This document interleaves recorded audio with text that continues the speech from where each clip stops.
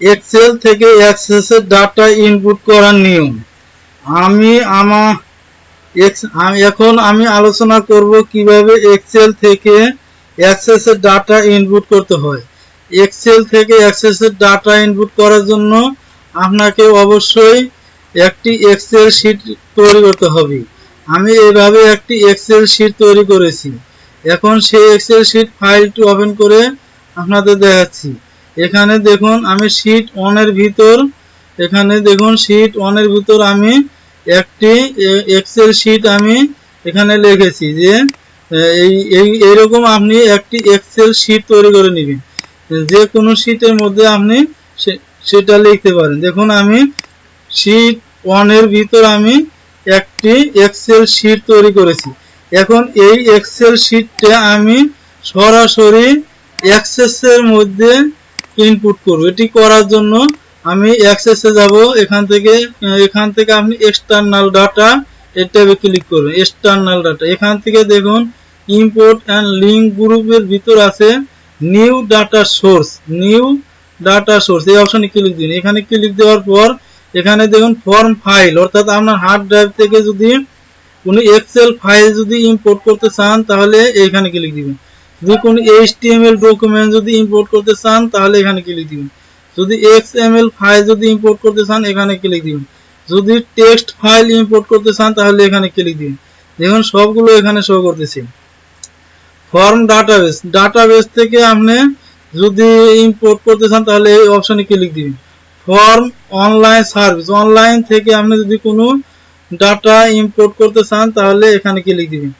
Form other source, অন্য কোনো source থেকে আপনি কোনো ডাটা অ্যাক্সেসে ইম্পোর্ট করার জন্য এই অপশন ব্যবহার করতে পারেন। এখন আমি যেহেতু আমার হার্ড ড্রাইভ থেকে আমি একটি এক্সেল ফাইল ইম্পোর্ট করব, এটি করার জন্য আমি এখান থেকে ফর্ম ফাইল থেকে এক্সেল এই অপশনে ক্লিক দিব। ক্লিক দেওয়ার পর এখানে দেখুন get external data Excel spreadsheet নামক একটি ডায়লগ বের হয়েছে। এখান থেকে দেখুন ফাইল নেম, অর্থাৎ কোন ফাইলটি আপনি অ্যাক্সেসে ইম্পোর্ট করবেন সেটি করার জন্য আপনি এখান থেকে ব্রাউজ অপশনে ক্লিক দেওয়ার পর আপনার যে হার্ড ড্রাইভের কোন জায়গায় সেই এক্সেল ফাইলটি আছে সেই এক্সেল ফাইলটি এখান থেকে খুঁজবেন। আমার এক্সেল ফাইলটি ডেস্কটপে আমি রেখে দিয়েছি, এই জন্য ডেস্কটপ সিলেক্ট করে আমি সেলস স্টেটমেন্ট নামক একটি এক্সেল শিট আমি অ্যাক্সেসে ইম্পোর্ট করব। এই জন্য আমি এটা সিলেক্ট করে ওপেন বাটনে ক্লিক দিব। ওপেন বাটনে ক্লিক দেওয়ার পর এখান থেকে আমি আবার ওকেতে ক্লিক দিব। ওকেতে ক্লিক দেওয়ার পর এখানে দেখুন শো ওয়ার্কশিট, অর্থাৎ আমার এক্সেল শিটের মধ্যে আপনারা দেখছেন যে 3টি শিট সেখানে বিদ্যমান ছিল, অর্থাৎ আমি প্রথম শিটের লেখাগুলোই আমি এক্সেল শিটে ইম্পোর্ট করব। এই জন্য দেখুন আমি এখান থেকে শিট সিলেক্ট করে দিব।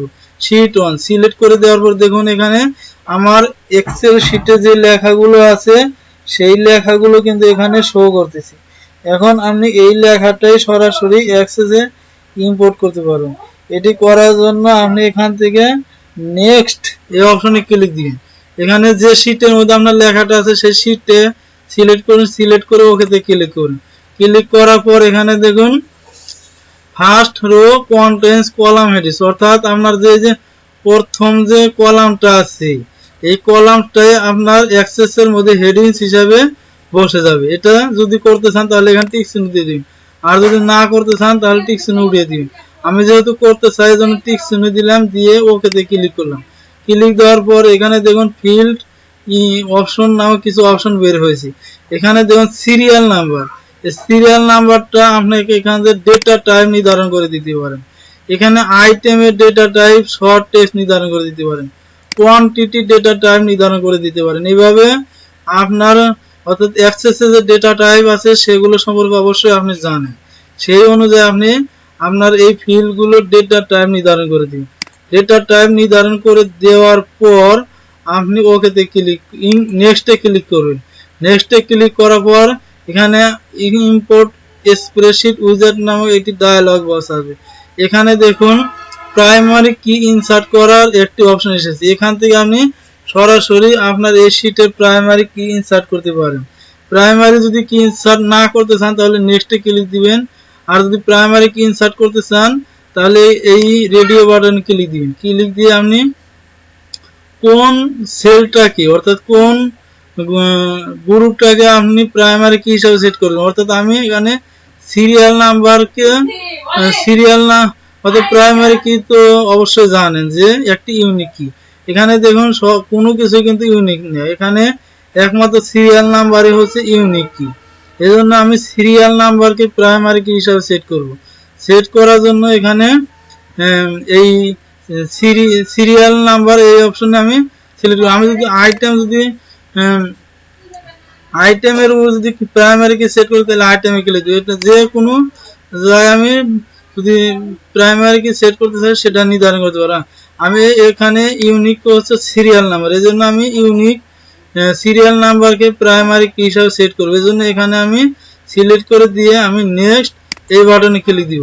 ক্লিক দেওয়ার পর ইম্পোর্ট টু টেবিল অর্থাৎ শীট 1 শুধু টেবিল হিসাবে ইম্পোর্ট হয়ে যাবে। এখানে আমি টিক চিহ্ন দিয়ে রাখবো, দিয়ে আমি এখান থেকে ফিনিশড এই অপশনে ক্লিক দিব।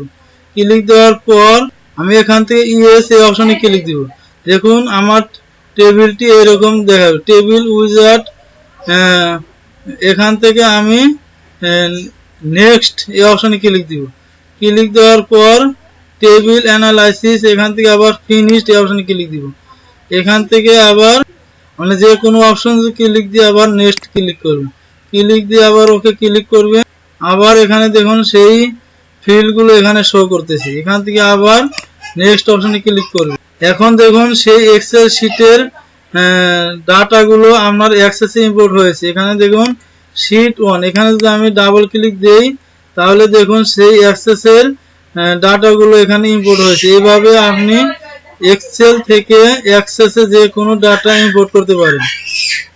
Thanks for watching this video. ভিডিওটা যদি ভালো লেগে থাকে তাহলে অবশ্যই লাইক কমেন্ট শেয়ার করে আমাকে উৎসাহিত করবেন এবং পরবর্তী ভিডিও পাওয়ার জন্য অবশ্যই আমার চ্যানেলটা সাবস্ক্রাইব করবেন।